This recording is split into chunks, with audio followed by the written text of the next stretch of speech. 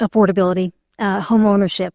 You often talk about home ownership as the Canadian dream, but if, let's say, half a generation that's not even a possibility for them.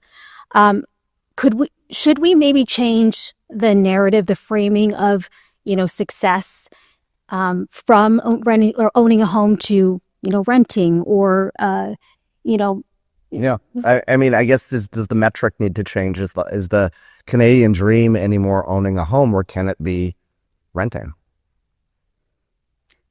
Are you serious? I don't know. I mean, No.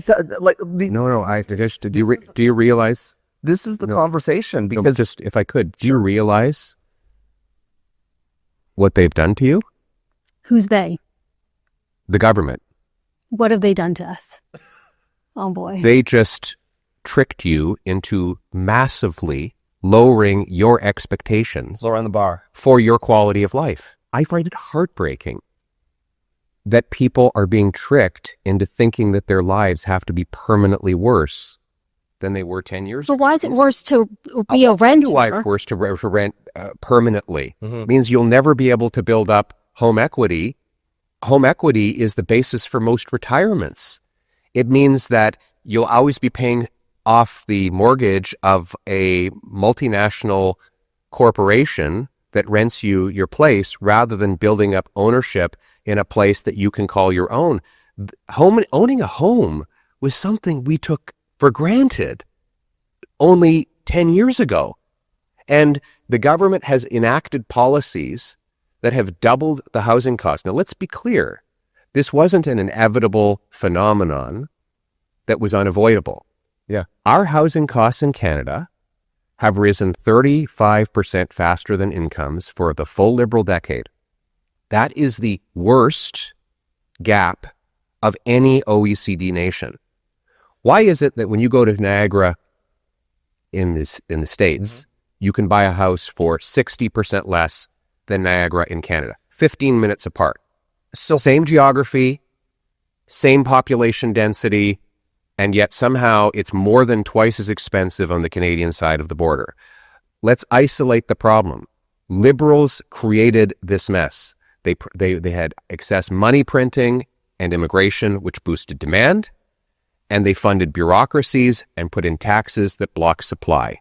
When governments inflate demand and restrict supply, the price rises.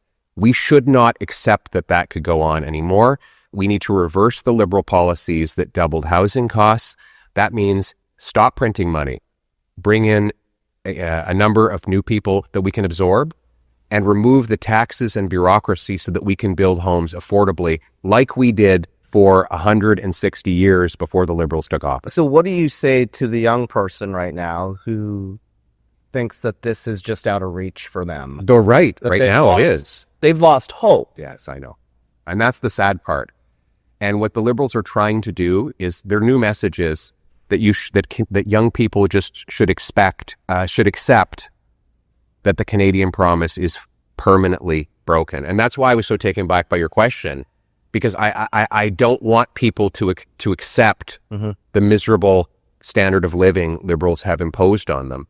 And I think the secret, if the Liberals are running the next election, will be to say, hey, everybody, we know that life is terrible, unaffordable, unsafe, but it can't get any better. You're just going to have to live with it. That's effectively their implied message. My message is, you don't have to live this way. We have the biggest supply of land per capita of any OECD nation. Housing should be dirt cheap in Canada. It should be the cheapest place in the world to buy a home.